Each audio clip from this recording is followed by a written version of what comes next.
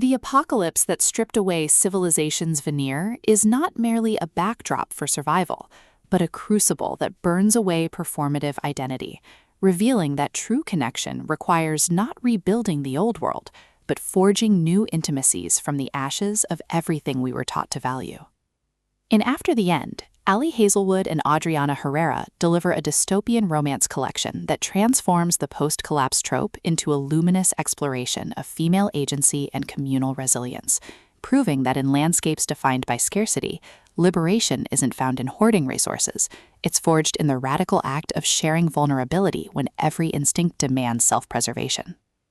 This isn't merely another anthology of desperate encounters.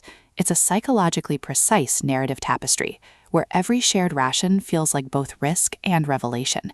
Consent to connect is negotiated through mutual recognition rather than assumed desperation. And love means honoring the woman beneath the survivor when survival demands she remain hardened.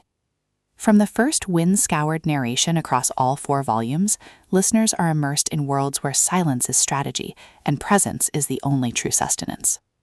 Perfect for fans of emotionally intelligent speculative fiction and stories where female strength thrives within constraint, this audiobook serves up atmospheric ache, relentless emotional honesty, and protagonists whose journeys from wary strangers to sovereign partners resonate with anyone who's ever mistaken endurance for wholeness. Across 4 interconnected novellas, women navigate collapsed infrastructures and fractured communities, each expecting solitary endurance, not to discover their encounters mirror the exact suppression they endured before the fall, and their partners' quiet refusals to demand compliance create spaces for bonds that defy post-collapse suspicion. But as they navigate resource negotiations and buried attractions, they realize these connections aren't about rescue, they're about recalibration. Hazelwood and Herrera masterfully avoid reducing heroines to hardened survivors or love interests to opportunistic strangers. Instead, they craft relationships rooted in radical reciprocity within constraint, where trust is earned through honoring boundaries even as need blurs them, and where intimacy emerges from seeing each other beyond survival roles. The audiobook narration amplifies this emotional alchemy across distinct voices, capturing disciplined composure softening into genuine receptivity, and guarded intensity revealing warmth beneath stoic vigilance. You don't just hear bonds deepen, you feel the seismic shift of souls learning that some connections can only be forged when you stop letting scarcity define you. What elevates After the End beyond typical dystopian romance fare is its nuanced portrayal of post-apocalyptic dynamics as collaborative creation rather than romanticized desperation. The heroines aren't merely accepting company, they're confronting how collapse taught them to equate worth with utility, challenging the notion that safety requires emotional erasure. Their partners don't save them through protection. They create sanctuaries where complexity can exist without judgment, honoring autonomy even as their own walls crumble. Relationships evolve through acts of radical reciprocity, sharing silences during watch rotations that bypass performance, establishing rhythms that protect both physical integrity and emotional safety, and defending each other from ghosts of pre-collapse expectations that mistake evolution for weakness. Supporting elements add vital texture across volumes: abandoned settlements whose ruins encode suppressed grief, wildlife whose resilience carries ecological wisdom, even bunkers and makeshift shelters rendered as living archives whose reinforced walls absorb decades of unspoken bargains. Every interaction reinforces the collection's core truth. In economies built on extraction, tenderness is technique, and presence is the only sustainable resource. Even the survival mechanics serve thematic depth, with resource allocation mirroring emotional attunement, and shelter maintenance becoming metaphors for earned trust.